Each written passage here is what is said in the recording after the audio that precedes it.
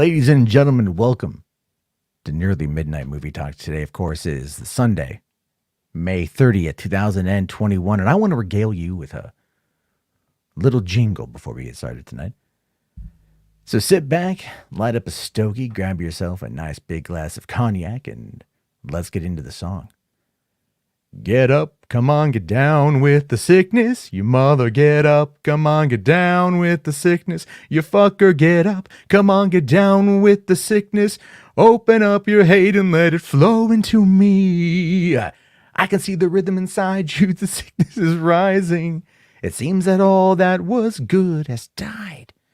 Oh no, the world is a scary place. Now that you've woken up the demon in me.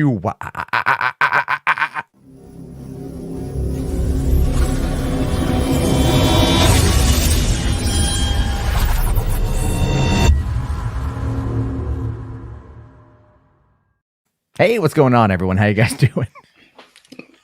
Man, I don't know how we're gonna top the show with that intro. I've been like all day. I've had Richard Cheese in my head all day. It's been in my head, and I was actually just listening to it during the intro. Right, I muted StreamYard. I'm like, no, I'm like, I'm gonna go put on music. Damn it, and then of course it's I'm like, let me just sing it, and then I also botched a lyric or two.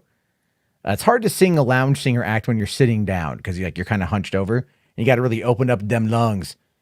Anyway, a bit cringe, but okay. Yeah, I agree. It's not my perfect voice. I sound great in the shower. Wonderful in the shower. But Adam Burke here saying, at least his mic works. Oh yeah, I know. That's last night was bad, man.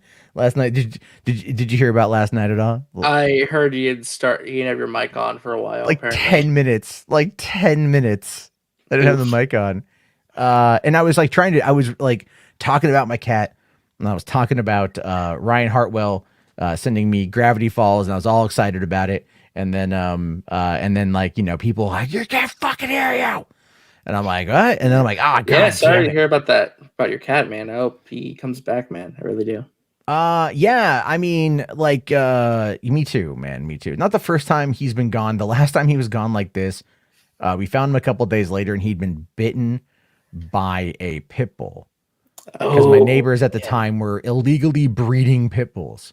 Are you serious? I'm serious. Yeah. Wow. Like to the point of where it's like, so it's like they subletted the house from my neighbor. These people, I don't know who they were. They were like, they were breeding pit bulls. If you're just kind of curious what kind of people, they illegally breeding pit bulls that honestly attacked people, So to give you an idea for just how irresponsible. Yeah, that's insane. That's horrible. And but even that one this is true. So my old house used to have a pool, right? Like right next to my room. I had my room was like the converted pool room, And so I'm sleeping one night and I hear this splash in my pool, and I'm like, what the fuck is this? So I walk outside and there's like this big ass pit bull that fell into my pool, and I'm like, fuck, I hate pit bulls. I'm not a pit bull person. I've been bitten by dogs before. So I'm just not a dog person. Not to say that I always kind of tense up around pit bulls. I just can't help it. And like pit bulls and boxers and things like that, like really kind of like anything with like a square head, I'm like, you're going to kill me. That's how I view it. And not that they're all bad dogs. Generally, they're all really sweet. I just depends on the owner, Yeah. Most of my friends who have pit bulls or things like that, like they treat their dogs with their dogs are like, you'd let them around a baby sort of thing. But like these people who were raising these pit bulls, that was pretty bad.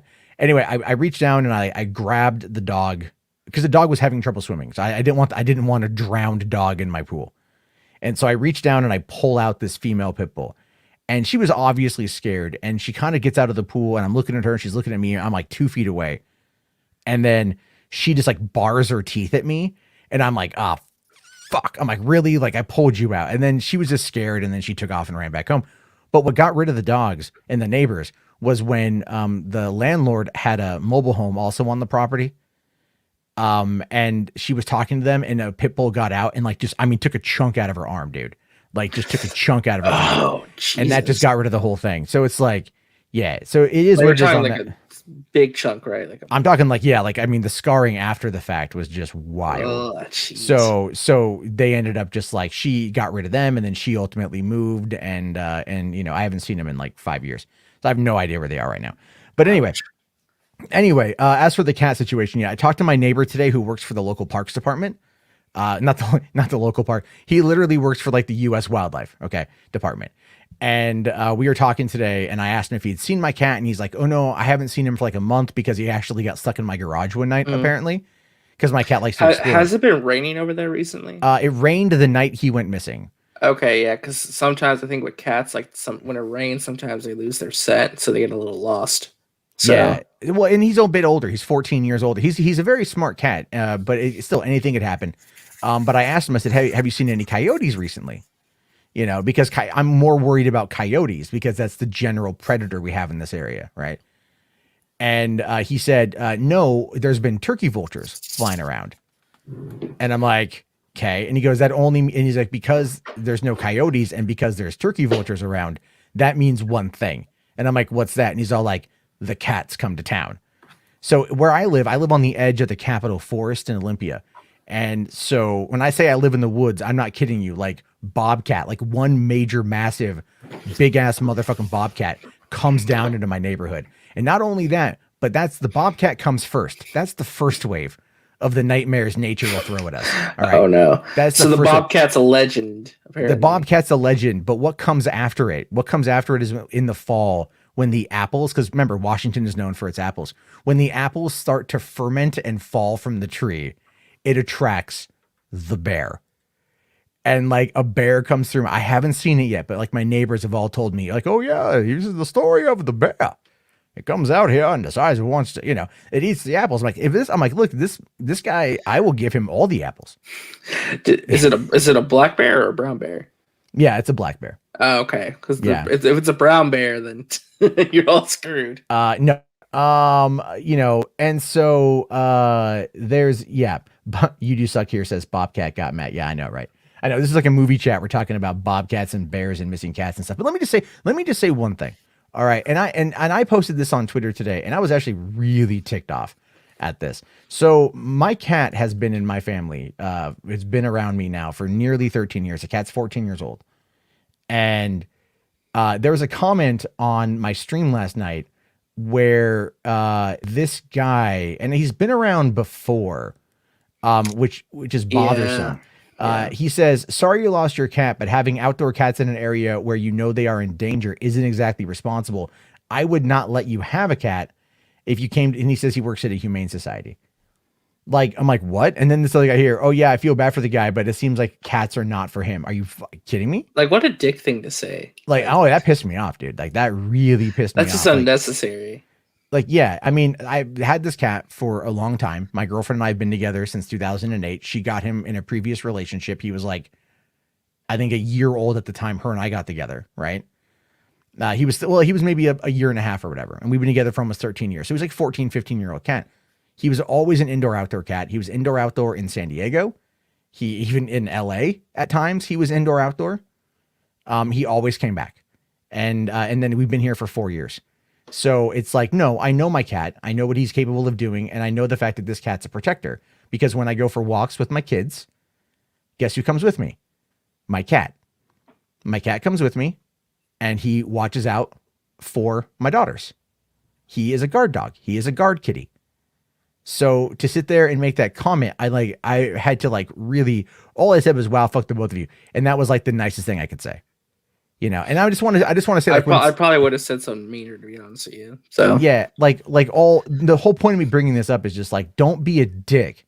When someone loses a pet, it's like losing a member of their family.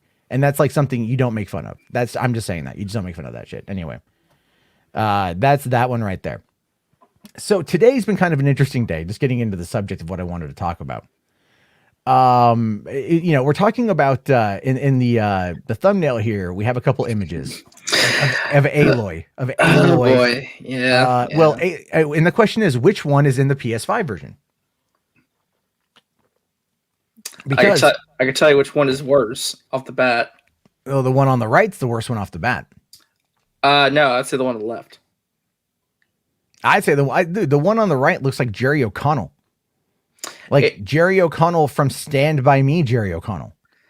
Well, we'll get into this, but when you take an out of context screen grab from a moment of intensity, no. I know. I just looks like the just with that furrowed brow. And the other one just looks way too highly edited.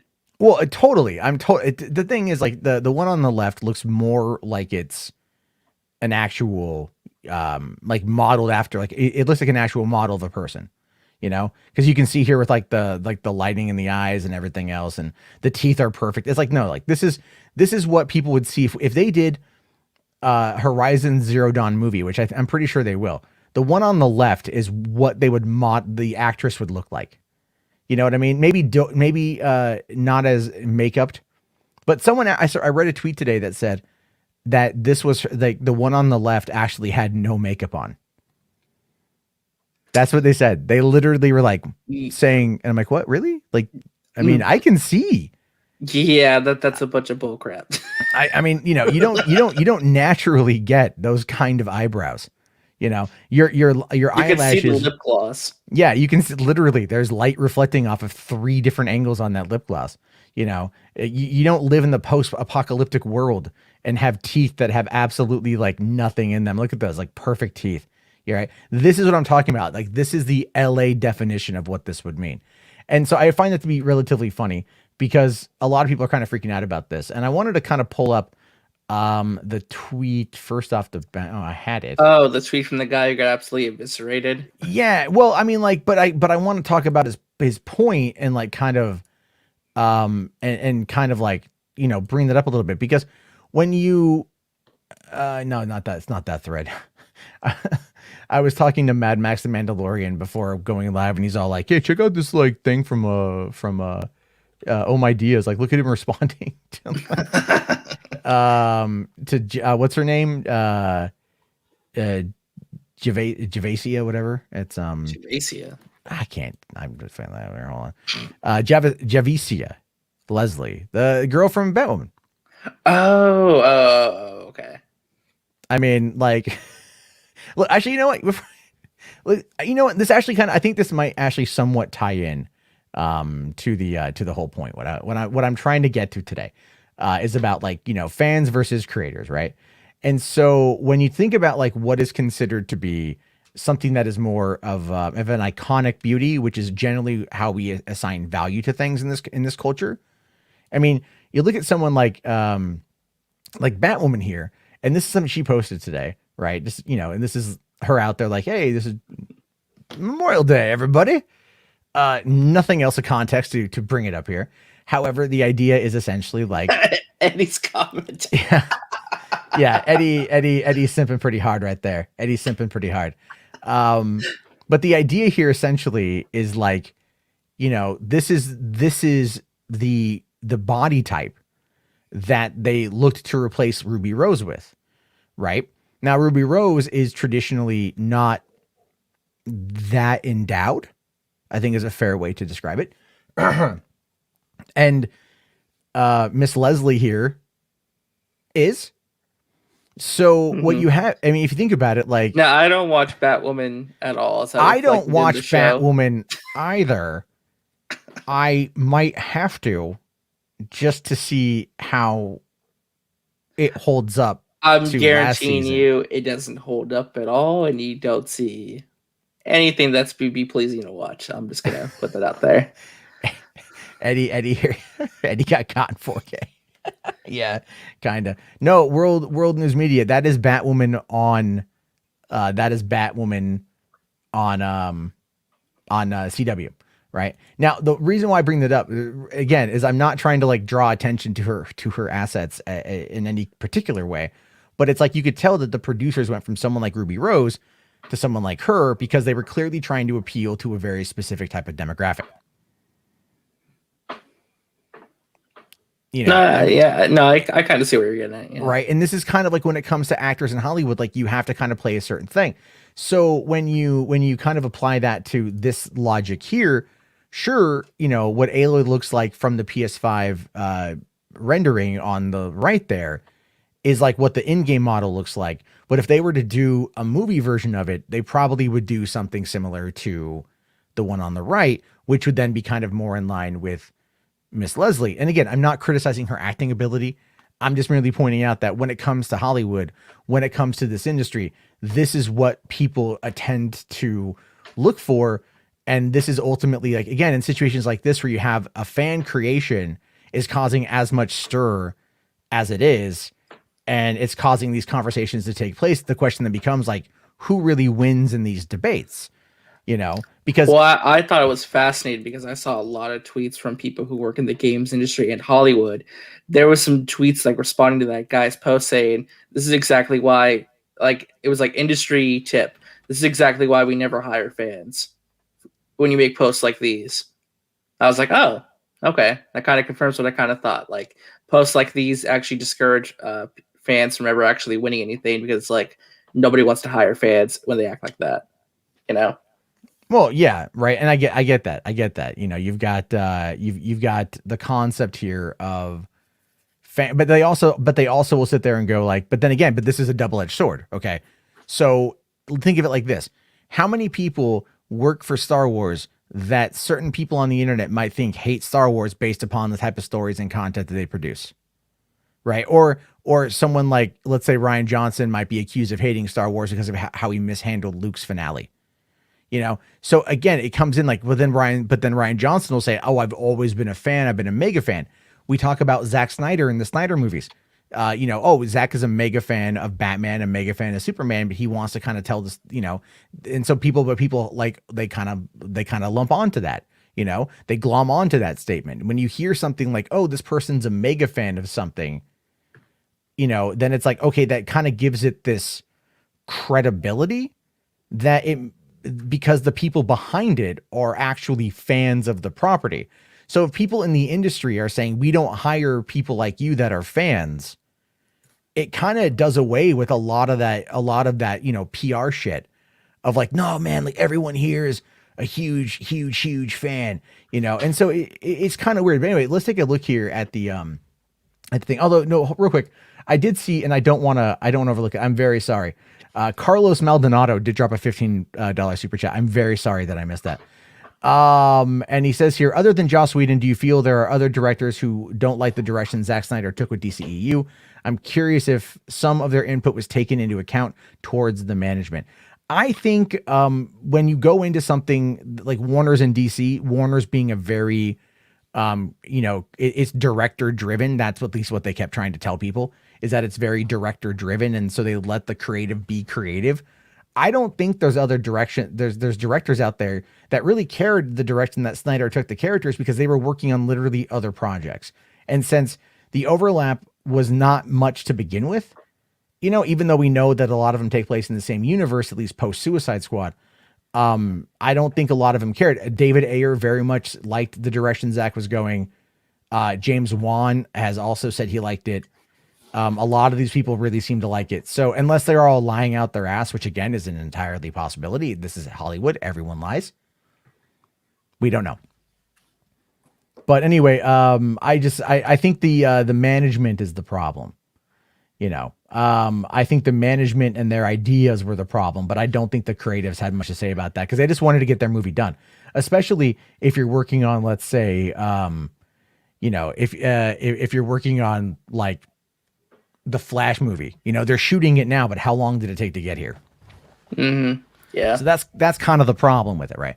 So anyway, this is the original tweet that kind of kicked off this whole debate. 19.1 quote tweets, by the way. 19.1 that thousand. is insane. Yeah. That's amazing. That's I've never seen someone get this dunked on Twitter in a long time. Well, according to, so this guy is a system engineer, A+, I don't know what any of that is. Certified love. Keep it 100. I guess he can argue that he's keeping it 100 on his own opinion. But anyway, yeah, so this guy, we don't know who he is. Plays Xbox, PlayStation, hard Xbox. Okay. Yeah. And hey, listen, before going live, I was playing PUBG on my Xbox Series X and doing very well. Yeah, Like I saw you got that, man. Awesome for I you. did. I picked it up last night. I opted to go and get it, and it took me. Yeah, I like it. I really, actually, really like it. It's kind of like the portable Xbox that I wanted. Right. So, I don't know why this tweet gives off the vibes of like an Xbox fanboy. Maybe I'm just reading too much of it well, the though. line here about about The Last of Us, it's Ellie, and then him going like my 2 cents as if it really matters. Although the people here who have quote tweeted this guy, they have made his opinion matter. Let's be fair on that. They've absolutely positively made Aloy his was opinion trending matter. top 10 all day, so Yeah, Lord's like you're Jarbo the pro gamer. I am a pro, not a pro gamer. I'm, Oh, well, okay, Keji. Now with the Spider-Man remastered edition, by putting in that new model for Peter Parker, I don't know why that happened. I still to this day have no idea why. I just find it to be disgusting because the artwork that they put in that first game was amazing.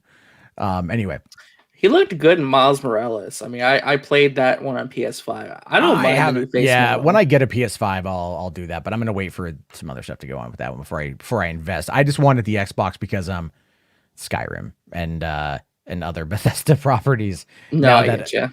now that Obsidian and Bethesda are under the same roof, I'm very happy because then Obsidian can get the rights back, can basically take over Fallout.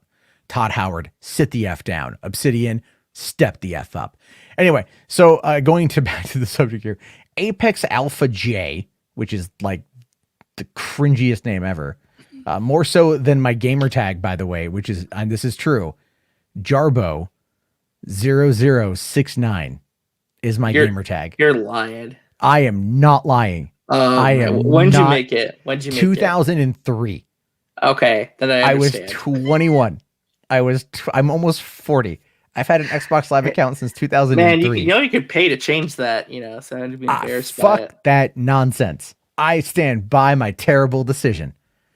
And what's really funny is my Halo my Halo Reach clan tag when Halo Reach came out was H1N1. Oh no. And no one caught it. I mean, like, yeah, I'm shocked. I think like what 60,000 Americans caught H1N1, but no one in this game figured it out. I wanted something. Again, that was like 2000. It could have been worse. I mean, It could have been. It could have been Could have worse. been AIDS. It could have been. I'm not. Look, come on. I thought H1N1 was kind of funny. And then there's a game called H1Z1, so I don't want to hear shit. All right. Anyway, getting back on topic here. It says, okay, is it me or Sony be making their female protagonists look masculine as hell? Barely no curves, rough, non-feminine features, unlike the average woman, like The Last of Us 2's Ellie. Just saying my 2 cents. Pick on the game from the left, fan made on the right, higher fans. And I think he makes an interesting point about like the art direction, because I kind of get it from like the aesthetically pleasing angle, and I go ahead, sorry. It would somewhat make sense if this was like the only face she made in the whole trailer, and if there wasn't actually official screenshots and we knew what she looked like. If that makes sense, like that, because I watched that. I watched the live gameplay reveal of Horizon Forbidden West. That's why this tweet kind of irked me in a way, because like I watched it. She does not look anywhere different from the first game. I mean, I can show you pictures later where she looks perfectly fine. Like that's just the face she made like during a moment of intensity. It's taken out of context in a way. That is, like but that is like grab. No, I get it, and I mean the definition is fantastic. But like, and that is like, it's out of context. I guess you could call it out of context, but still, I mean, let me look. I'm just gonna hold on. Jerry O'Connell. Me. Oh, no. Like, I'm just saying. Let me find it. Let me find an image here. Because it kind of looks like it a little bit. You see a little bit of that Jerry O'Connell action going on. And you're like, all right, I get it, man. I get it. Like maybe they just, the artist was like really into Jerry O'Connell in that moment in time. I don't know the technology that they used to make it, but this is Jerry O'Connell from Stand By Me. Oh, no. See it? A little bit. I mean, her face looks a little round there. Yeah. It's a little, yeah. I'm not looking at the chubby little cheekies. I'm a fat guy with chubby cheeks, so I can say this stuff. But it's like Jerry O'Connell, he's a cute little kid. Aloy, and they look alike. I'm just saying, one in the chat. If they look alike, let me know. One in the chat. All right.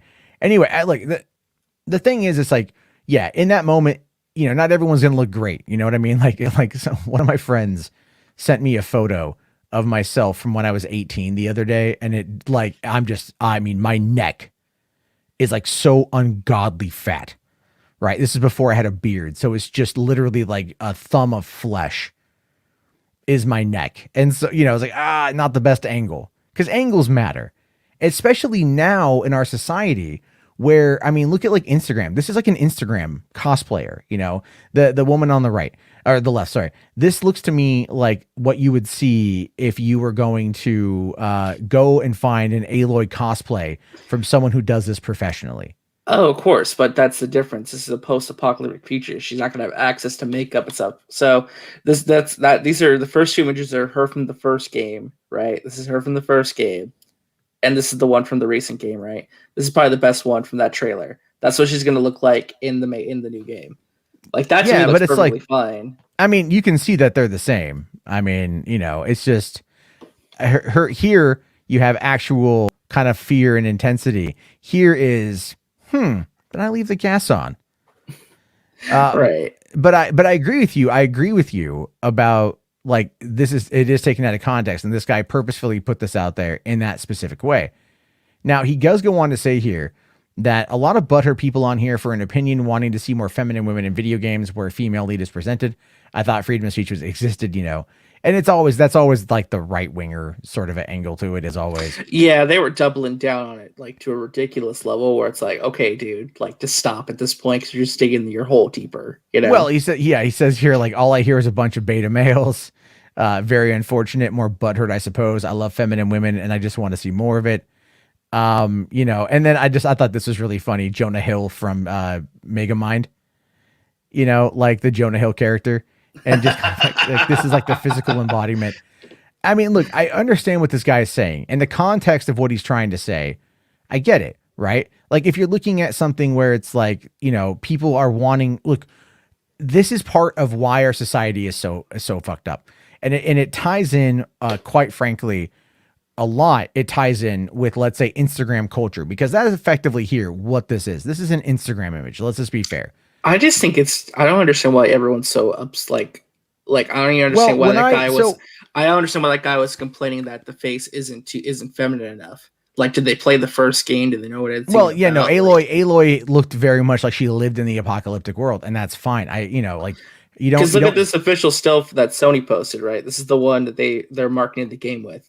Like, she looks perfectly fine to me. Like, she looks like a woman. Like, that's a feminine face. Yeah. Yeah. No, I get it. And there's nothing, I mean, the thing is like what these kind of guys want.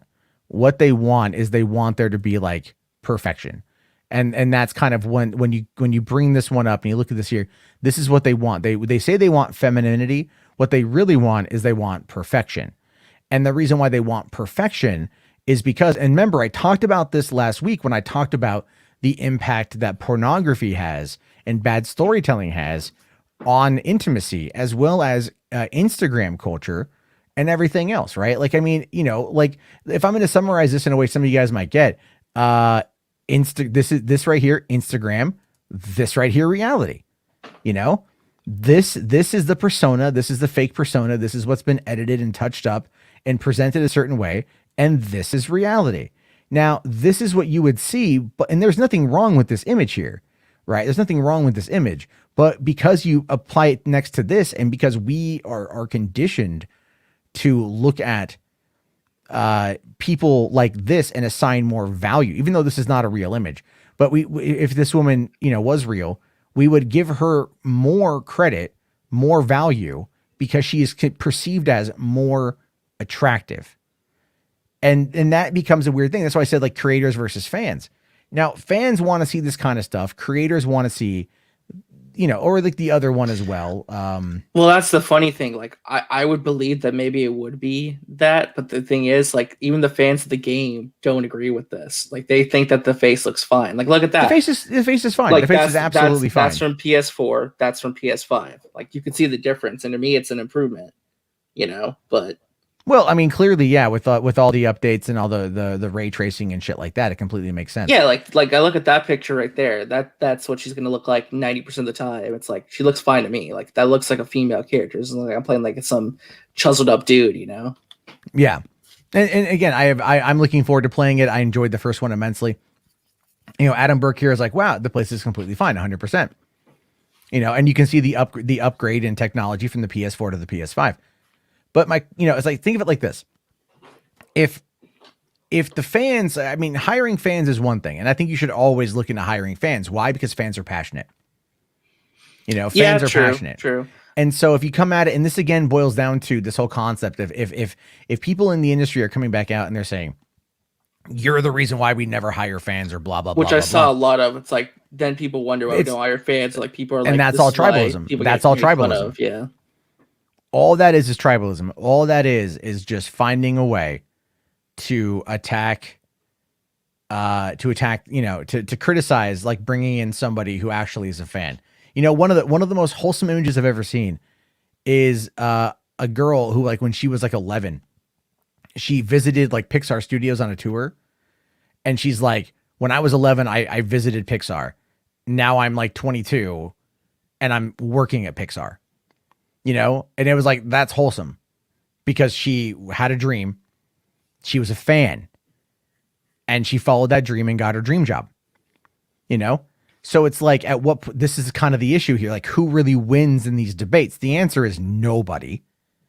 You know, the answer is Right. nobody. But the problem, though, is when you have someone like this guy, and it's kind of, and this situation kind of applies itself to, like, yes, The Last of Us Part 2 with Ellie's design as well as Abby's design and Yeah, all. I think most people are okay with Ellie. It was Abby that people got pissed about. Well, they got pissed off at Abby because they thought that she was too masculine. It's like, I'm sorry. Well, when the leaks happened, they thought she was a trans woman. That's Yeah. what people thought. Yeah. Yeah. At this point, she should have been. I'm just saying, she should have been. Like, that whole sex scene should have seriously just been like straight up trans pornography. And it would have blown so many dudes' minds, and they all would have been whacking off to it anyway.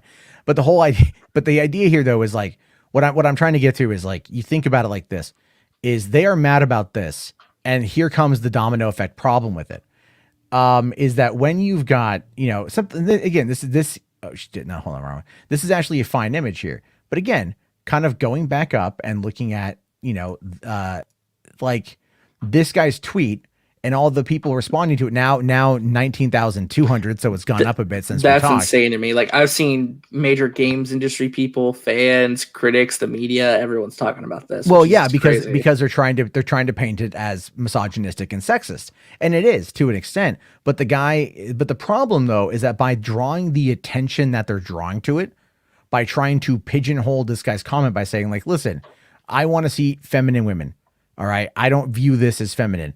That is, you know, again, that's going to be whatever this guy's opinion is. I don't really agree with it. I think Aloy looks fine. But his whole point, though, is like, he says it and people got mad. So this whole thing here about there's a lot of butthurt people is true. And all it does is it shines a spotlight on what he said. And then it shines a spotlight on everyone's knee-jerk quick react response, which is in this case tribalism, from what you were telling me. I would say like it's 99.9% everyone dragging on the guy, saying he's wrong and he's stupid, basically. I've seen very little support for like him, but people agreeing with them. Yeah, I mean, there's probably people out there who do agree with them. I'm just saying the majority of what I've seen on well, Twitter so far yeah, today like has been, let me, yeah. you know what? I'm going to take a quick peek here at Mecha Random 42, because you know she would talk about this, right? You know she would talk about. I heard this. Geeks and Gamers talked about this. I don't know if that's true though. No, she actually hasn't posted anything today. So I bet you Yellow Flash commented on it. He's always on stories like this. Oh, let's see, Yellow Flash. I hate Yellow Flash. He's a piece of shit. Oh, but yeah, same. I hate him as well. You see if he talked about it though. All right. So he hasn't talked about it either. That's surprising. I really figured these people would have jumped on this story. Yeah. Well, that's actually kind of weird. Well, then again, it's a holiday, right? It's a holiday weekend. They might talk about it on like Tuesday or something. Yeah, like when it kind of dies down, but the anger is still there from people that are inside. I mean, even Jeremy hasn't talked about it on Geeks and Gamers. He hasn't posted anything in 4 days. That's so weird that these people who literally live on the internet have not have not actually been uploading content. That's kind of creepy. I know it sounds kind of weird to say. But the idea though, essentially is like, look, they spotlight this, they go after it in this way. And when they do, it then causes more people to catch up on it. Expect more people to be talking about this come this week. Honestly, dude, I was shocked at how much this blew up. Cause like I said, Aloy was trending like top 5 on Twitter in the United States. Yeah. I want to see the quote tweets here. I haven't looked at the quote tweets yet. All right. So Melanie Bracewell, who I don't know what she does. She's verified though. It says every guy who wants their female video game characters a full face of wedding makeup should be forced to have at least 2 hours of gameplay applying it at the beginning of each day. And that is true. My girlfriend watches a lot of those makeup channels. She likes the makeup channel stuff. And those videos are long as hell. Oh, it's a Hindenburg meme. No. But Mutahar here, ordinary gamers. Bro, she's about to record a makeup tutorial on the apocalypse. Oh wow, Yang Ye responded to it. Yeah, so Yang on YouTube as well. I've been watching him since he had 88,000 subs, so that's a long time. It says, let me get this straight. I wish I could do Yang Ye's voice. I really do. Muscular, I can't do it. Anyway, muscular women in a hostile post-apocalyptic world where strength, willpower, and survival are paramount isn't realistic or acceptable, but supermodel women wearing heavy makeup in such a setting is. Think with your head and not your dick for 2 seconds, which is a fair response. That is a fair response to this particular situation. It's like, again, kind of going back to it here, right? Because this woman, this design here is more attractive, she has therefore been assigned more value. And quite frankly, is a lot to do with the penis. Yeah, but who cares? Like, who's gonna buy this game because they think the character's attractive or not? Like, well, at the end of the day, you're not going to see much of her face. Right, you're not going to see much of her face in the game. I remember once Major Nelson from Xbox, right? He's like one of their community guys on his podcast. This was in like 2010, 2011, back when you could be a little bit racier and you're funny. He made a comment about how when he plays video games and he has the option between a male or female protagonist, he always chooses the female. And it's because he would much rather look at a female's behind for, 12 to 20 hours than a male's behind for 12 to 20 hours. And, a lot of people I don't blame the guy. And that's kind of the whole thing. Is Heck, I'm playing Mass Effect Legendary Edition right now, and I picked female Shepherd, so. There you go. There. Yeah, put him in the game. I support this. Absolutely putting this guy in the game with that makeup and that stash, 100%. But a lot of people are kind of attacking this whole thing. It's very stupid. It's very dumb. But I think it does bring up, again, the conversation surrounding the fans and surrounding what it means to be an entitled fan. Because look, there's a Venn diagram of movies and entertainment and video games. They all kind of merge together at one point in time. And a lot of people out there have this kind of idea of what they want, and they don't like things to change. They want there to be strong, muscular men. Like if they were to do another Uncharted game where it's like an overweight, middle-aged Nathan Drake who's balding with a beer gut, how much you want to bet these guys would be super upset at that? Because that's not my Nathan Drake, and it's like, because they want to see the epitome of these Adonises. Because that is how they want to put them. That's how they want to see themselves. That's really what it boils down to. No, yeah, that makes a lot of sense, actually. Yeah. Now, Rational Skeptic here, $5 super chat. Thank you, sir. Says that's why Master Chief as a character works. You never really see his face. Well, that and he has a pretty interesting, storyline. But I agree with you. Well, it's the empowerment thing too. Like, as the Master Chief. Yeah. Well, Queen Dany Targaryen here says, and she's not wrong, that it's not wrong to want to look at attractive people. It's not. But who says what's attractive or not? Well, then again, we have societal norms and we have things along those lines and situations like that. So it becomes, Habib here says, hey, what's up, Habib? How you doing, buddy? Long time no talk. We need to talk movies again. We need to gush over Game of Thrones season 8 and why it was good. Why the finale was satisfying, because him and I did that once and it pissed a lot of people off. We both liked it. Oh man. Anyway, he says, I saw the tweet, laughed at it, moved on. It's very, very silly. I see more of this crap on Reddit and it's just as cringe. Yeah, I follow Gaming Circle Jerk as well. Speaking of a fat Nathan Drake, you actually could unlock and play as a fat Nathan Drake. They had fat mode. Yep. It was Donut Drake, which I loved. So it's really, Donut Drake. There we go. I'm saying like, but if that was like the mainstay, if that was the staple of everything, that's what I'm talking about. That'd be fantastic. Yeah. So it's very interesting on that front where we have these arguments coming from. And so, but again, like my point here, and it may not be the most fully fleshed out argument. I thought I had a good argument. Then I spent all day in the sun with my kids at my dad's house. So it kind of baked my brain a little bit. By the way, go spend the day outside with your family on a holiday. It's a lot of fun. You should do it. If you have a family, if not, go find friends. Let's go outside, touch some grass. Let's go outside during a pandemic. Don't wear a mask and face plant in the grass. No, okay. But no, really, it's like, I feel there's a lot of these problems and it just kind of overlaps. Like with the attack on Star Wars. What do you want when it comes to this? There's never any solution.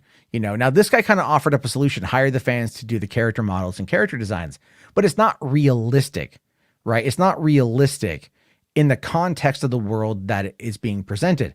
But at the same time, and again, this is just a kind of a counter argument that I'm not really putting any thought into, but at the same time, the world itself is not realistic. That makes sense? Robot dinosaurs. Yeah, it's like, what does it matter at the end of the day? I don't know. I think the person was overreacting to get a reaction from people. I think it ultimately worked. I don't know. But the response from people is what's ultimately going to be what is the conversation. Right. It's not that this guy had this comment that's a very hot take. It's the response is, no, fuck fans. We don't want to hire those kind of people. And that in and of itself becomes, I think, a lot of the problem. Yeah. To be fair, though, there's only like a couple people I said say something like that. Most was just making fun of the guy and saying, oh, this is a really stupid thing to say. Well, like when you think about it, yeah. Yeah, it is a really stupid thing to say.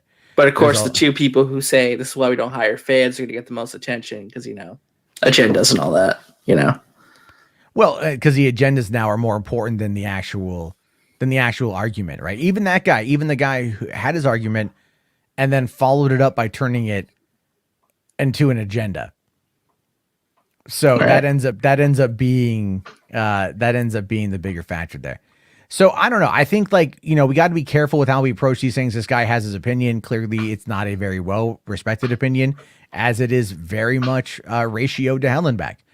I personally, it's like, so yeah, it's kind of crazy. I don't know. I'm trying to look at the also, hi, Saggy. Oh yeah, I see. Yeah. Well, yeah. See, and fans don't have all the experience in these things to be hired in the first place. But so to kind of go back to that point, sometimes fans have horrible ideas too. Well, I mean, yeah, but so do executives. Sure. You know what I mean? Sure. Like it's not like not every executive's gonna have a great idea. I mean, like, what was the guy who wanted to make it a Spider-Man fight a gigantic, Superman fight a gigantic spider? Oh, that guy. Like John, wasn't John Peters, I think is what his name was. Yeah, John Peters. Yeah. Yeah. So it's like, and that giant spider popped up in Wild Wild West. That was a bad idea. That was also a bad movie, but we got Wild Wild West, the song. So not everything was bad. Not everything was terrible. Fans sometimes get it from like a storytelling perspective. Cause over the course of the past week, I've talked a lot about my changes that I would make to like The Last Jedi. And people have said, oh, I like your ideas. Doesn't mean it's ever going to happen. Never going to happen. But it's like, sometimes fans have a better concept and sometimes they don't, but they still need to trust the creator. And if the creator like fucks up in a way that is just really detrimental, then it ends up causing a pretty decent problem. Now, go back to 2012 with Mass Effect 3, actually, March 2012, so just 9 years ago.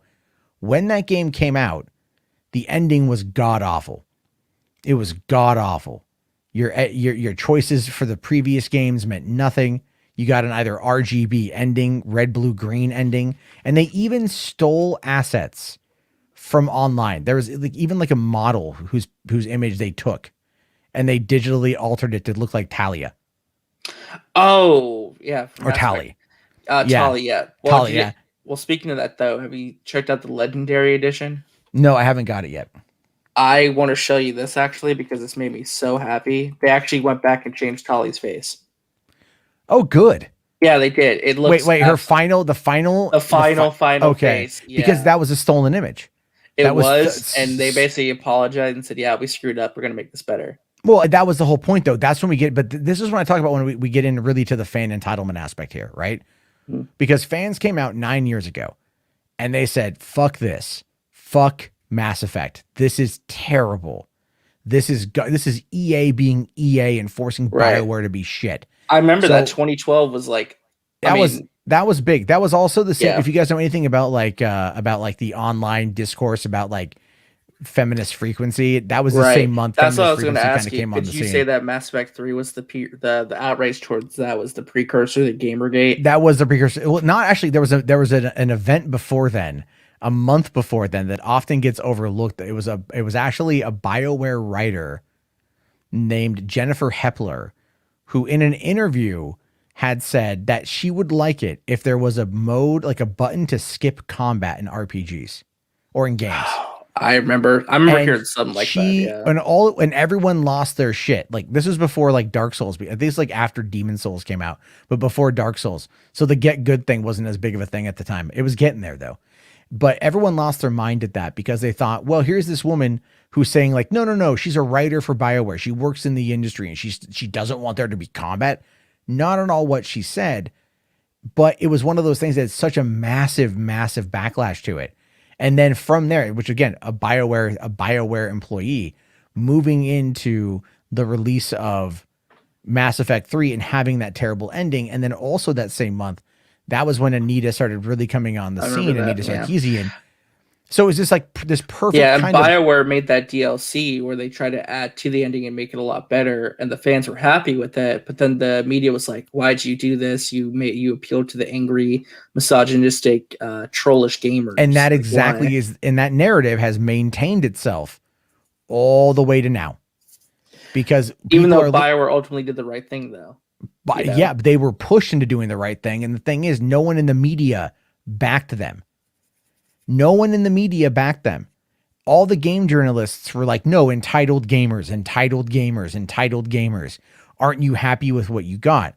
And the fans were like, no, we're not happy with what we got. So they pushed and BioWare eventually caved. Now, granted, that was, again, an unheard of thing, very similar to the Snyder Cut movement, but it happened a lot quicker because I think EA started to notice that sales were dipping the hell off. Yeah, and people were returning their copies. I mean, that was what GameStop probably too, all the trade-ins and stuff, Yeah. you know? GameStop's like, we can't fucking sell this shit. Anyway, hold on. Oh, what do you got here? I didn't see this. That's the new face in the Legendary Edition. Oh, good. That's a lot better. It's fantastic. I'm so happy. They made a lot of other great changes No, I too. want to get it because I love Mass Effect 1 and 2. I do. I love the Mass Effect games. And I've heard a rumor that they're apparently talking about bringing back the multiplayer, which would be dope. I like the multiplayer a lot in those games, or that game specifically. Yeah, because the other two didn't have any. Well, you heard that they're making Mass Effect 4, right? It's going to continue off the trilogy. No, I haven't heard that. Yeah, they announced at the Game Awards. It's basically a continuation from they're actually going to like sit on the ending and all that. The R's okay. But I mean, after Andromeda, I just kind of checked out. Yeah, I just kind of checked out. Like Andromeda was such a mess. Yeah, it was like such a mess. And again, but once that kind of blood is in the water, the critics come out and they start to sniff for it all the time. Okay. And so Mass Effect is always going to have that on its hands. But again, going back to the whole thing, the fans push back against poor choices and literally stolen ass artwork. And they got so stupid. It's why would lazy. they steal a picture of a model and just color it? Oh, what was it? They colored it blue or purple? Colored it blue. And yeah, they that's added Tali. A couple things. Yeah, that's Tali. Yeah, made no sense. It made no sense. They're like, I mean, what are they at that point? I have a feeling like somebody knew her, or one of the developers was like saw her and was like, I really want to hit that, and then so like the reason why Jessica Chobot was in Mass Effect 3 and you could have sex with her. You remember that? Yes, yeah, right. I was more about the Yvonne Strahovski from Member 2 that I'm just gonna say, like Miranda. Oh yeah, Miranda. Lawson, yeah, is the epitome of oof. Um, I'm a horny young man. Leave me alone. Yeah, they kind of censor her though in the I don't. Legendary Edition. I don't care. Wait, what? I don't remember there being anything. I mean, what? There's that gratuitous butt shot that Yeah, everyone the knows. gratuitous butt shot when she's telling you about her family and she's Yeah. really depressed. Yeah, they kind of they cut it off a little bit. That way you don't see the full butt. Assholes. No, I get it. I get it. I get it. Some of those things, yeah, I get it. In that moment, maybe not the best moment in time, right? It's like I feel like it's a real like John Lasseter move. Yeah. And I say that because John Lasseter, I've been watching a lot of Pixar because of my kids. And like the Cars movies are like seriously overloaded with like sexuality. People keep bringing that up, but I have not gone back to watch There's a those lot of movies to see sex. it. Yeah. There's a lot of sexual references in Cars. And like kind of in jokes, like at the, when you find out Sally has got that pinstripe tattoo on her trunk. And it's like meant to be the tramp stamp. And you're like, and I was watching another one tonight, one of the shorts where there's like a nurse and Mater's all like, made a crack about basically like, I'm going to go fuck her. And it's like, all right, man. All right. Like I guess they need something for the parents in there. If the parents are being drugged to movies about talking cars, you might as well have the mental image of, one mounting another one. How would that work anyway? Is the exhaust pipe? Is that the vagina? I honestly don't want to know. It's too terrifying of a thought. Can someone Google that and just tell me? Do you really think Sean Lasseter has the answer to that question, though? Yes, he does. And that's why he's over at Sundance right now. Or Skydance. So again, just kind of round out my argument on this one here. The thing is, we've seen all of these scenarios play out over the years in different fashions, in different ways. And it all kind of ties into entertainment, which is why I'm talking about it tonight. This situation is one where I'll be very fascinated to see what comes out of it in regards to like the attack from people like Geeks and Gamers that are now going to have SJW ammo to pull from in order to be able to then criticize this as being something like, why don't they want a sexy woman? Oh, they're probably so happy they got content for the next month. Or actually leading up to the game's release, to be honest. So. Yeah, well, when does the game come out anyway? They didn't drop a release date, but the idea is that's going to be in the fall. Okay. So. Yeah, see, like, that's something that's definitely, I would, the fall makes a lot of sense, because then by then they're going to have more consoles on the market. Because at this point they're literally waiting for like the consoles to come out. Like that's what they're waiting for. They're just waiting for, they want the end of the year type stuff. Yeah. I just want Halo Infinite. Mm-hmm. I just want Halo Infinite. So I guess, yeah, that's kind of, do you have any final thoughts on that particular subject? No, not really. I think the initial comment was kind of stupid, but I think, overall the reaction got way overblown, and, I don't agree with the guy, but, almost 20,000 retweet or quote tweets is a little much. Oh no, that dude got ratioed like worse than I think anyone else has been ratioed on the platform. Like, and that's the funny thing too, is it's like, I think one of the reasons why as well is because Aloy is actually a respected character. Yeah, people love the first game, and like I don't know why that specific tweet got people so riled up. To be honest, I don't know what. Maybe it's Ashley Birch, because Ashley Birch is actually like she's a pretty big feminist.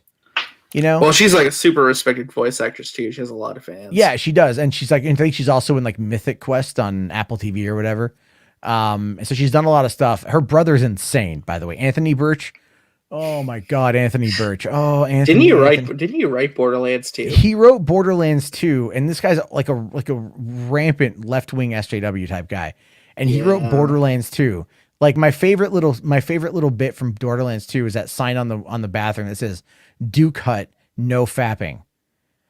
Like it's this random sign. It's like "Do cut, no fapping." Like Anthony Birch, I don't like the guy, but he did write a pretty good game. No, he did. I do like Borderlands 2. And then didn't he do the prequel, right? The pre-sequel? Did he also write that one about Handsome Jack, or did someone else write that?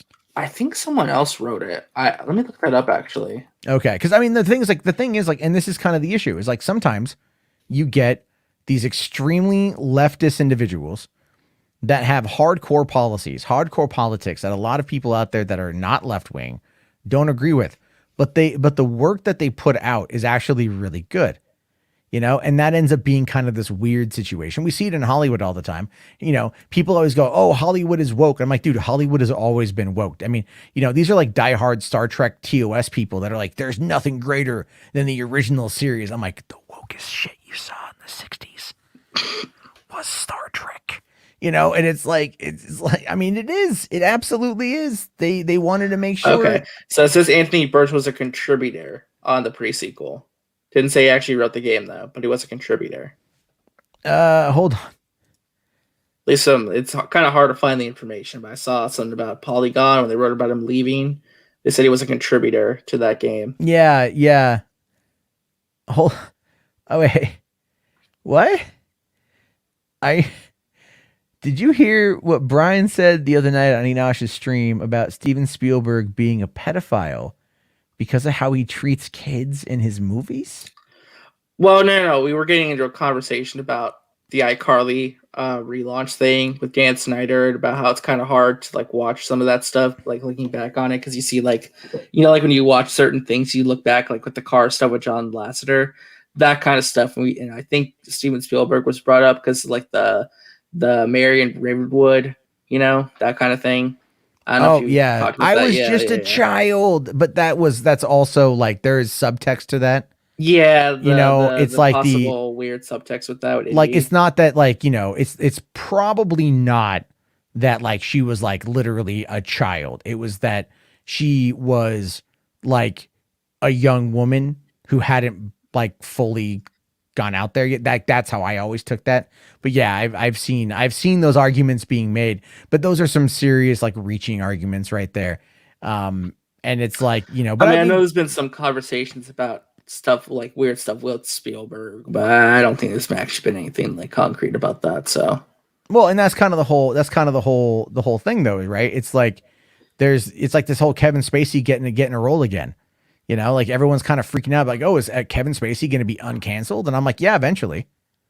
If Roman fucking Polanski can literally sodomize a 13-year-old in Jack Nicholson's hot tub back in the 70s and then escape to whatever country, I think Romania, whatever, Paris, maybe, I don't know, somewhere in Europe, and then live out there for literally decades while making movies with big top tier actors, and then going on and winning Academy Awards and having there be a movement in 2009. And I'm not kidding you.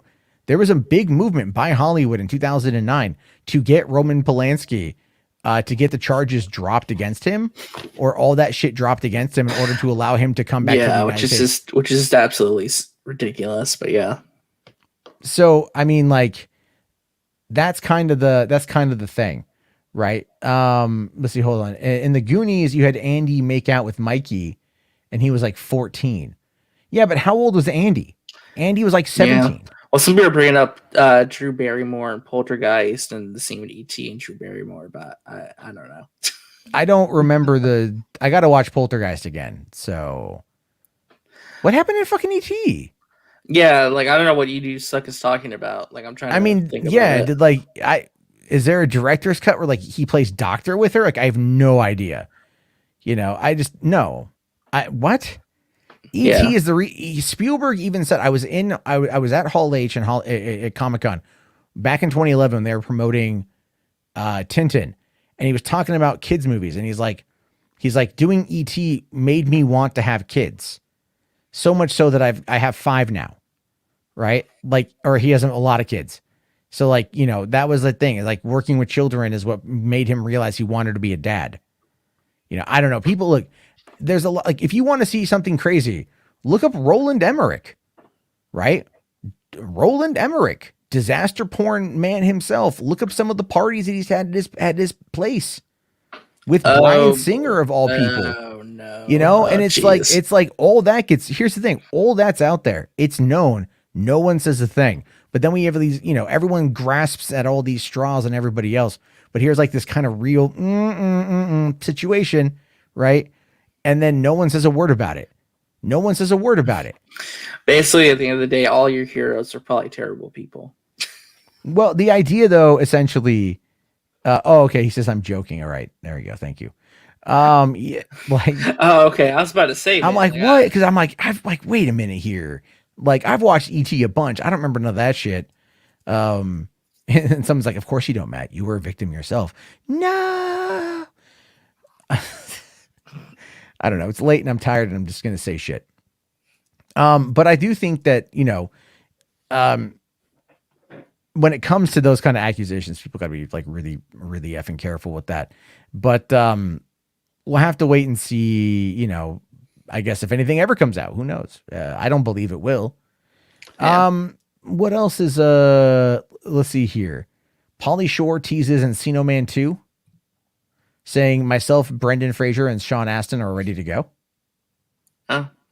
That'd be kind of cool. Yeah, neat. Neat. Yeah, okay. You didn't grow up with, you're like, what year were you born? You were born in like what, 98? No, 99. Oh shit. Yeah. Encino Man's from like 91. Yeah. It's oh, so you can man. talk about have you seen Cruella yet or Quiet Place No, Part I haven't 2? watched. I haven't watched Cruella. I do know I did see the twist.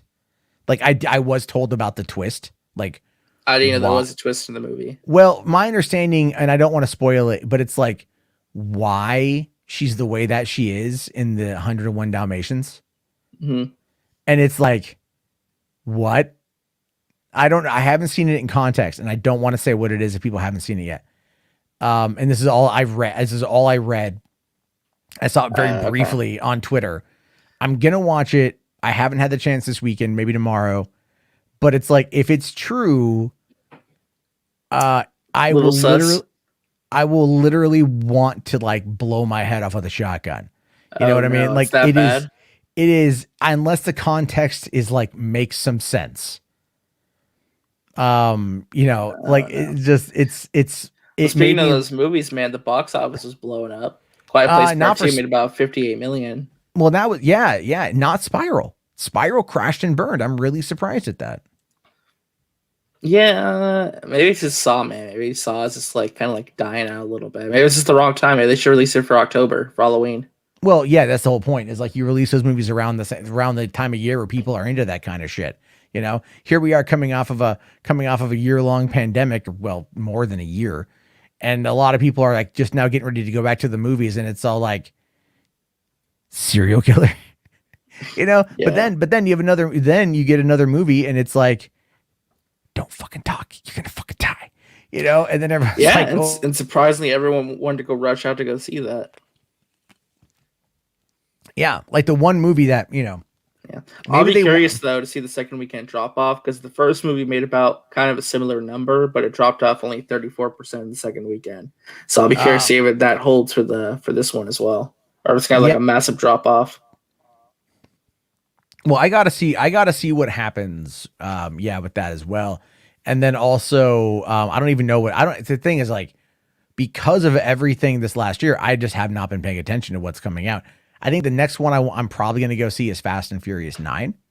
Yeah, same and that's here. Just because it's Fast and Furious, but also because I got my second COVID shot a little over a week ago. By Friday, I'll be okay. Yeah, same here. I got mine on the 23rd, I believe. Yeah, same here. I got mine on the 23rd. And so as a result, I'm like, okay, cool. I'll feel better about it. Guys, like today, for example, we took our kids out to the park this morning, and like the park was not full, but the park had people, and like no one was wearing a mask, and everyone was like social distance. And when I mean social distance, I'm talking like a couple 100 feet away from each other. This is like a big ass park, and we didn't wear our masks either because we're both vaccinated, and it's like we're also outside.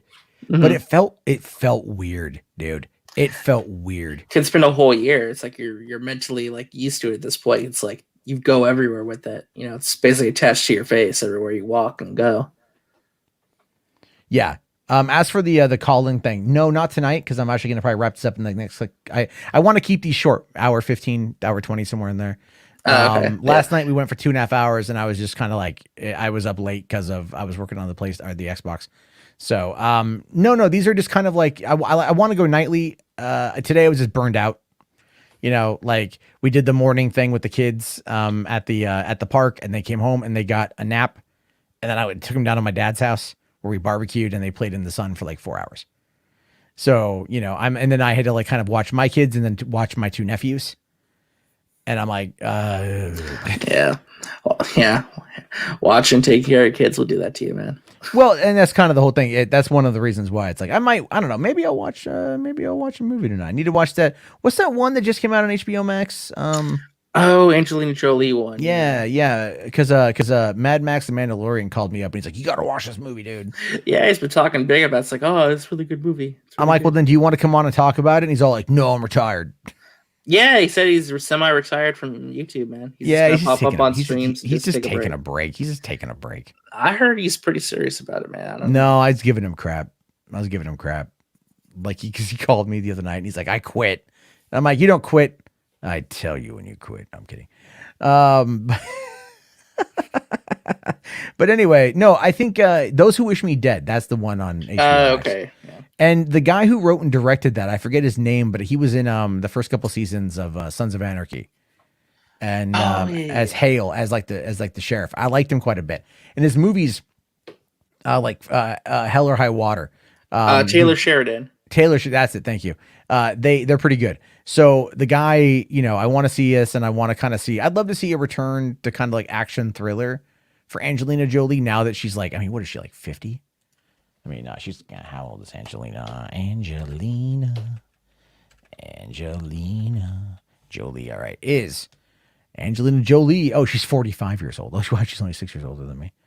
Okay, I would like to see her kind of come back and get back into the swing of things. Maybe give us a Salt sequel or something.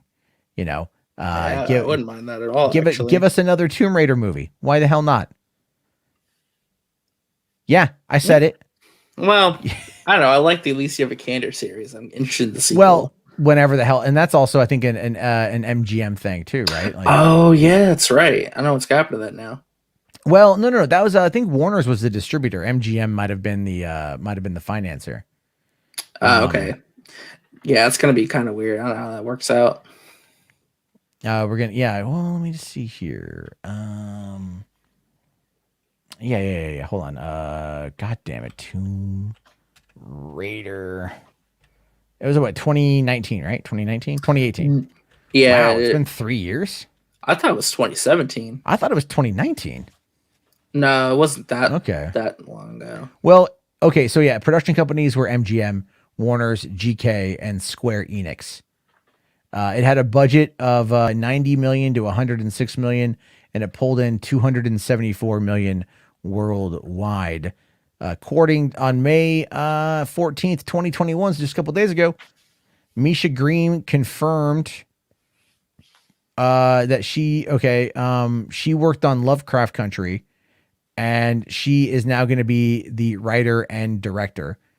The film will be released theatrically in the U.S. via Metro-Goldwyn-Mayer's distribution, marketing joint venture with United Artists Releasing, and then internationally through Warner Brothers. Huh. Okay. So May 14th, Misha Green confirmed that the first draft of the script has been completed with the working title Tomb Raider Obsidian. So that's interesting. Okay. Well, I mean, it's going to be a while for that MGM Amazon deal is completed anyway. So next year. So. Oh, no, really? Next year? Oh, no. Sorry, I'm thinking of the Warner Discovery merger. Okay, yeah. That's next year. But I'm curious to see what's going to. I'm wondering if Tomb Raider is going to end up going to Amazon. See, this is where Amazon would be stupid. And I say this, and I would say this to Jeff Bezos' face, his Lex Luthor looking face. I would say flat out. Be careful, man. He might get into his mechanical suit, beat you up. Fine, I'm 60 miles south of you, motherfucker. Come find me. I'm in the woods, and I have camo, and it's night. I'm also fat and slow, but that's not the point. Yeah. But really, I think it's like I think if Amazon strictly does streaming with this acquisition of MGM, that to me is stupid, because there is still lifeblood left in these movies that they want to put out there. 100% agree. I mean, they clarified that Bond is going to stay theatrical, but I worry about Creed 3, RoboCop, Tomb Raider. They would be idiotic to keep some. Like you're saying, do streaming shows like spin-offs off the theatrical movies that you release, but don't put the theatrical movies like a straight to streaming. If that makes sense. Yeah. I just think that it's like because the thing is, like, I understand that these companies need content, and I get that. right? And acquisitions and licensing cost money. You know, I mean, ultimately the acquisition is better because you own it outright and you don't have to pay licensing fees. However, there is still an entire market of people out there that don't have access to streaming. You know, high quality internet or high speed internet is not necessarily a thing in a lot of the world. Now that eventually is going to change with Starlink or whatever it's called, the Elon Musk worldwide broadband. Is it Starlink? I have never even heard of that before. Is it? Hold on, I might be wrong. Starlink. Yeah, Starlink internet. Okay, so SpaceX is developing a low latency broadband internet system to meet the need of consumers across the globe. That is what the Oh, so it's kind of like trying to give internet access to everybody, no matter where you are. yeah, it's a Wi-Fi network for around the world. That's kind of the whole point. I mean, is it years off from happening 100%? But it's an interesting in theory, because this would give telecom companies an absolute run for their money, which is something that fundamentally needs to happen. Because what we're seeing now is this consolidation of telecom companies trying to get into the entertainment market. Look at HBO Max. That is an absolute byproduct of that. Mm-hmm. And they have failed on so many levels to roll this thing out in any kind of real. Dude, they're losing billions because of the day and date movie thing. Apparently, they're losing so much money. No, they're not losing. No. That is a false equivalence, and I'll tell you why. Because, oh, really? Because like I saw some reports saying that that's why they were losing money partially. No. The deals they were making. The deals that they were making was look, Keelar was right to do it. Okay, like first and foremost, Keelar was right to make that call because that is going where the money is. That is not sitting around where the money isn't. All right, that is the problem here because I know they could have handled it a better way, but it's almost like look at.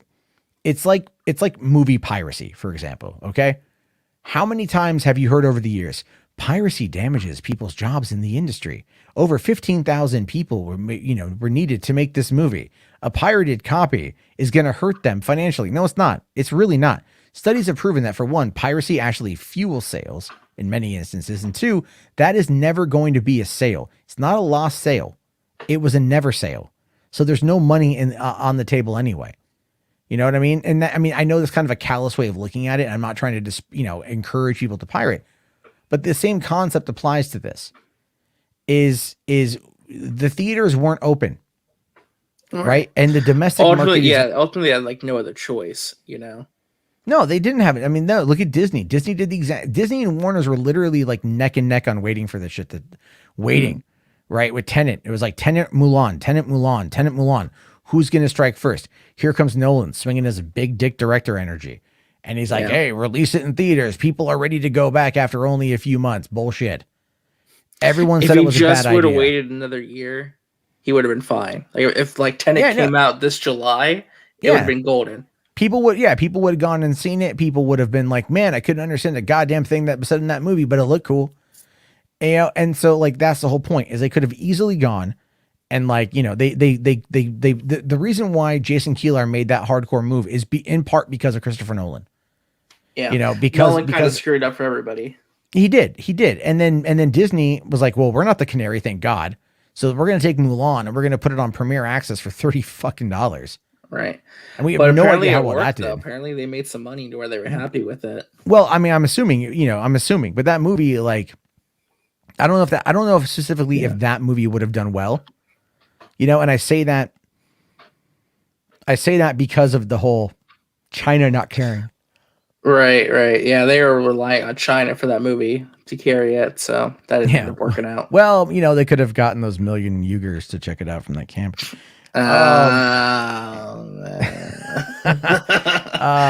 I'm a bit saucy this evening. What can I say? But no, and I get it. It's kind of the whole notion of like, they needed to figure out a way to do it, but people weren't going back to the cinemas. Right. People still aren't going back to the cinemas. Should they have charged $30 then for these movies? No. 20, 25 most. Well, I'm not saying 30. I just mean like a similar thing where like you buy you sub to HBO Max and you pay a fee to watch the movies like Disney did. At that moment in time, I think that would have probably been for the best. Just because it would have gotten them more money. But here's the thing: it's not don't do it on HBO Max. do it through HBO. Oh, the If you, cable channel. yeah, if you could make it work, with all those deals, then that would be the best way to go about it. But that's the problem. HBO, when AT&T came into HBO, they figured out, or they very quickly realized that the HBO brand was fragmented as hell when it came to HBO online. Now, HBO Go. Yeah, all this and that. HBO proper, and you're like, what the fuck is going on? And it ends up being this kind of this issue of like confusion. And so they've had a year to kind of like streamline a bit of it.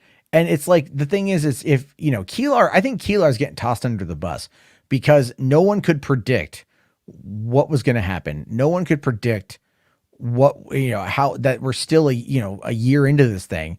And it's, yeah, sure. A Quiet Place Part 2 did pretty well, but we've got vaccines now, you know, and we know more about the science than we did a year ago, and people still aren't going out as much. So these movie theaters are still going to be really kind of hurting for a long period of time. And it doesn't matter what the movie is. Horror movies have it's a little bit different of a situation because generally speaking, they're kind of short. They're straight to the point. You know what you're going to get, and you'll go for it. Yeah. You know, that's why I'm very curious to see what happens in June because we're going to get Fast 9.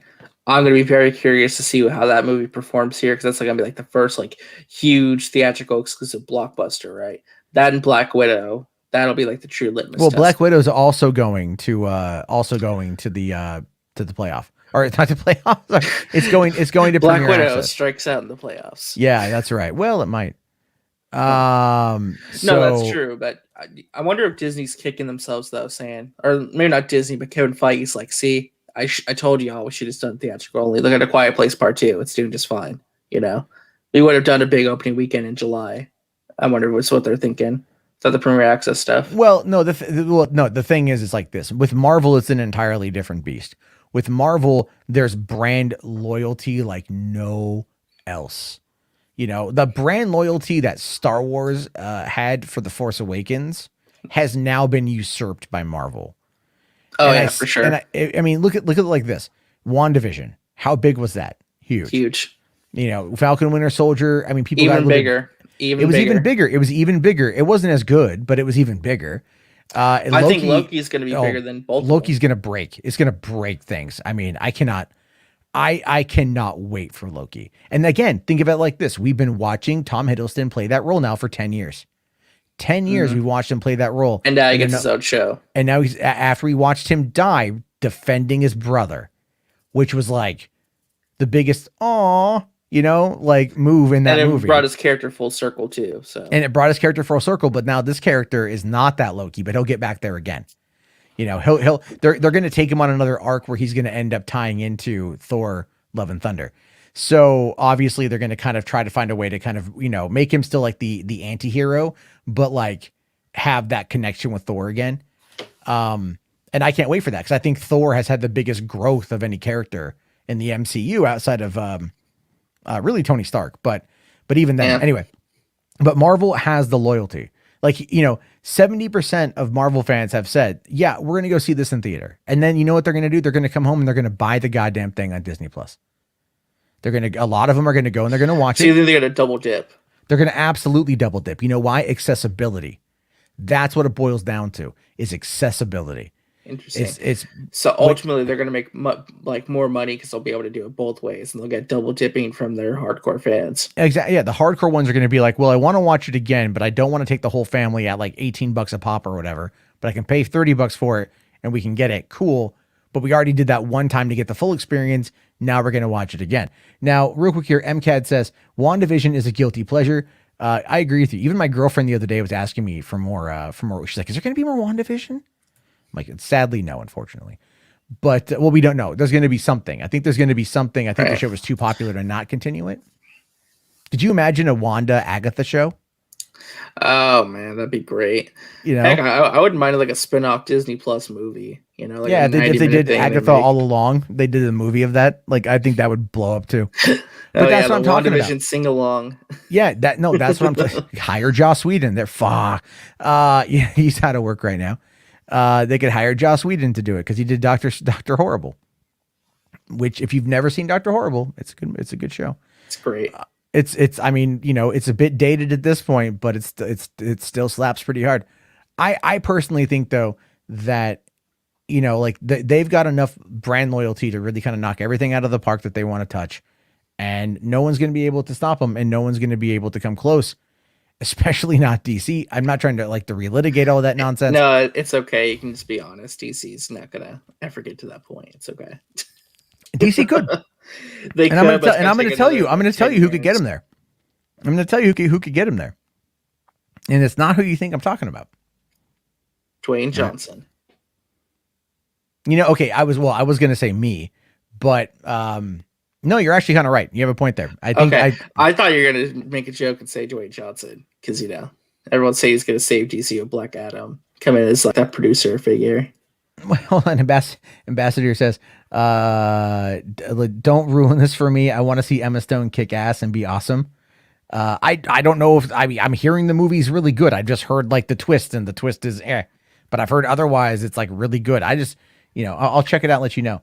Although I have to give it up to Duck Dodgers here. Joe Pesci for Galactus, 100%. That's how you want to do that. But so I kind of want to wind this thing down because I need to get to bed. But look, I mean, DC is never going to, no, but to go back to that point, The Rock, I think if Black Adam does well, okay, and this is what it boils down to, if Black Adam does well, and not just like well, but I mean like really well. Like at least $1 billion, right? Yeah, at least $1 billion. It's not going to get there, by the way. It's not. I'm sorry. It's not. If nothing else in the DC world has hit $1 billion, Black Adam is not going to hit a fucking $1 billion.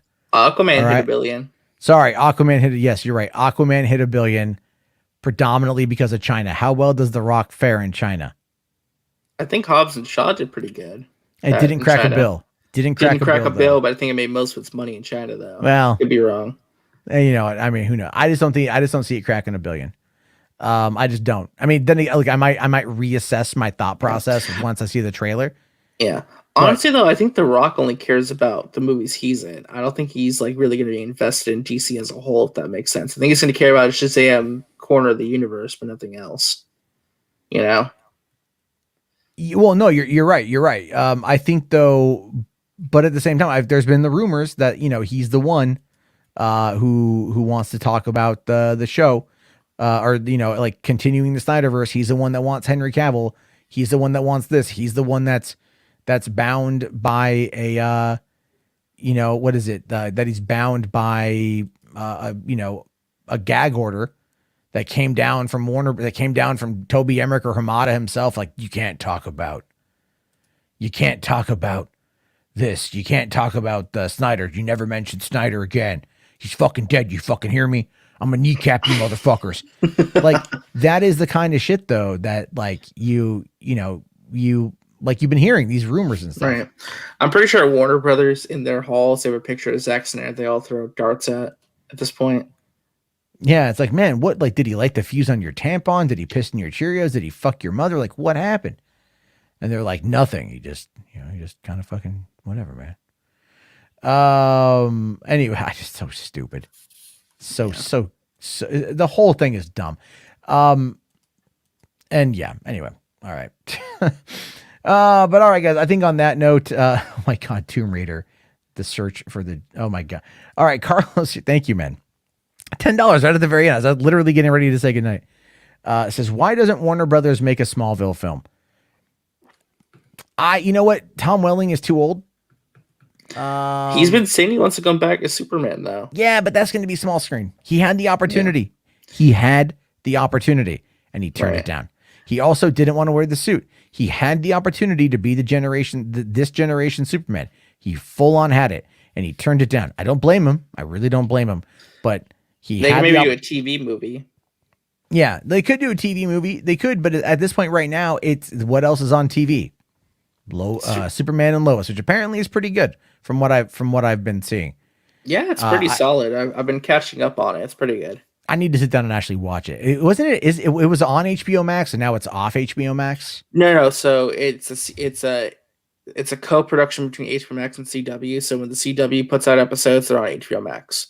I think that's why it has like a higher budget than most CW shows. I think it's kind of part HBO Max as well. Okay, it's weird. Yeah. Well, I know like today that the Matrix was being pulled off of the Matrix movies are being pulled off of HBO Max. Oh, today. how does that happen? They own the movies. How does Well, that? I so don't get well, that. okay. So the reason why that happens is because contracting, right? So if you go back to 2019, when Disney's like getting ready to gear Yeah. up for Disney Plus, there was a big problem with that. Star Wars, right? The Then prequel buy out trilogy. the contracts then. That's what they did.